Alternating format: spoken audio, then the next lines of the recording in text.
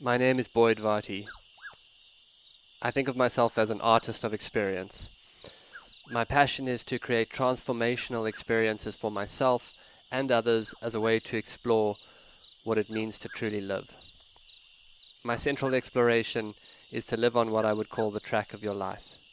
To me, this is to live courageously towards the discovery of what you are called to and to what life asks of you. So much of how I live has been informed by my passion as an animal tracker. I'm following the trail of my own life and reporting back.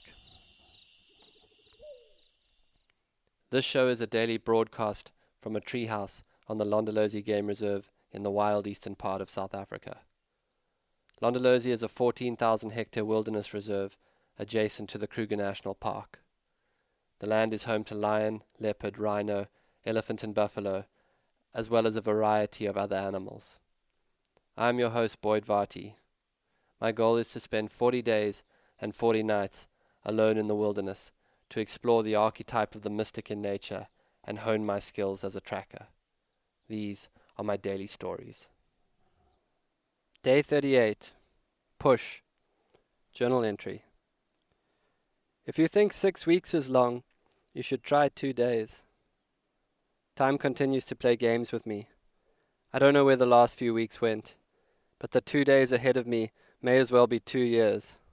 One of those so close and yet so far type things. The moonrises in the evening have been really outrageously beautiful here. A giant orange orb rises up from the far eastern horizon, creating a mind-bending cosmic confrontation with the fact that we are on a rock floating in infinity. Last night as it rose, a small pearl-spotted owl perched on the branch of a Marula tree, so that for a bit the tiny owl was silhouetted against the moon. Maybe I will write a children's book for young mystics called The Owl and the Moon. They say you can measure the effects of the moon in as little as a teacup of water. Well, this moon was so big, I felt like it would cause a tsunami in your English breakfast. An astounding truth that the moon controls the tides and fertility falls onto its calendar. It's comforting in some ways to know that you, large sack of water that you are, cannot escape the moon's pull on you, no matter how complex and technologically advanced your life becomes. Doesn't really ever matter how many people report to you, the moon is still pulling your strings. The night was so bright, I didn't even need a torch. You know you're hungry when everything starts to look like food. I am so many meals behind that for a while the moon looked like a huge pancake, a wheel of golden French cheese, a ripe peach. This game went on in my head all night. I'm guessing this is a pretty natural place to be. If I'm honest, I feel a little worn by the elements. It's not that I'm tired, more just how you would feel towards the end of a big experience, something that has taken a lot of focus. Even just trying not to get bitten, eaten, gored, ironed, mauled, it plays on your mind. It's a headspace. I really want to shower. I really want to talk to my friends. In fact, in my fantasies, I'd like to meet my friends at a great bar in Cape Town on a perfect summer's day and drink pints with them at the taps. Order a lot of food. See, I'm back on that. Let them act like real knuckle draggers and expect to get cut mercilessly for every lisp, mispronunciation, and underdeveloped thought I had on this podcast for at least an hour before they turned on each other. I'm excited to see my dog and have her cuddle on the couch. It's things like that that play on your mind with a kind of warm anticipation. An anticipation that you only really allow yourself closer to the end. You can't entertain ideas like that early on, otherwise it'll just derail the whole process of presence. Equally, I'm reminded of something about Renias that I truly admire. While Renias is the pinnacle of this, really any tracker worth his salt is wired this way. It has to do with a relentless resilience. A little while ago, when Renias, my friend Alex, and I were running a tracking retreat, we found tracks of a pride of lions. It was early morning, and the night before we had slept out in the bush, on the ground, under the stars, each guest keeping watch around a small fire. The night under the stars had been a high point on a few days of retreat that had been like a highlight reel of tracking. We had followed and found rhino, elephant, lions, a leopard with a kill. We had seen a wild dog pack kill an inyala.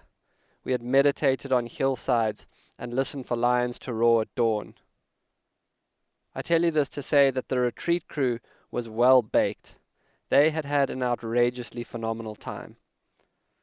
The tracks that morning had been tricky, not as fresh as we initially thought.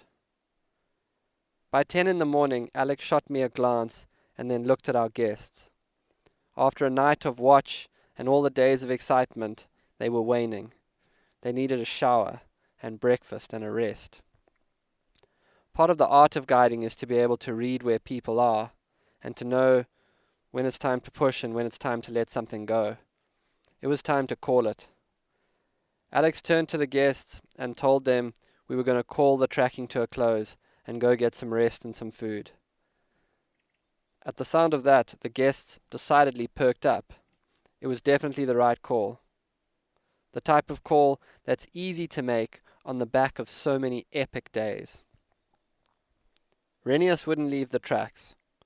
Well, more like it was he couldn't leave the tracks. It offended something in his nature as a tracker not to know where those lions had gone. I'm not talking about a new recruit here.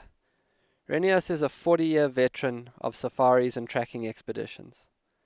How easy would it be after 40 years to say, yeah, happy guests, get him next time, home for an Eggs Benedict and a nap. He couldn't do it. He had to know. And I was moved by it. It was to me a mark of mastery. This art form for him was so far beyond a job. Later that afternoon, Renias arrived back in the camp as we were preparing to go out again. He was jovial and energized. He had found the lions. Part of being a tracker is a relentless attitude to close the trail with success. My mind flashed to a tracker by the name of Porky Bernardi, who tracked a single male lion that escaped from the Karoo National Park for over 50 kilometers through mountainous terrain alone when the helicopter crews couldn't find the animal. He wouldn't stop. He found it. For years, I would write to my friend Andrew about something I was trying to do that wasn't coming together. My texts would generally be a long, whiny ramble. I would get a single word back. All it would say is push. It was so simple. And each time I got that text, I knew I could. A few days ago, I left the trail of a lion when the sun climbed high in the sky and the light grew flat and white. Back at the camp, the presence of the open end to that track played on my mind relentlessly. I needed to go back, and I did, to be certain the trail was lost over the border, which it was. There are two equally important moments in life. Both require courage. The one is knowing when to hold on. The other is knowing when to let go. It's not time for me to let go yet. I need to bring my mind back here. I need to love the hunger. I need to relish the cold and the heat and this wind that's blowing. All the days alone. I need to be here, all the way to the end. Don't leave before it's over. It's a choice. Push. 4-0. Out. This has been another episode of the Track Your Life podcast with Boyd Varty. Follow us on Instagram at Boyd_Varty, Twitter at Boyd Varty. Visit Boyd's website at boydvarty.com or subscribe to this podcast in your favorite podcast player. Please rate and review this podcast so that more people can find and enjoy it.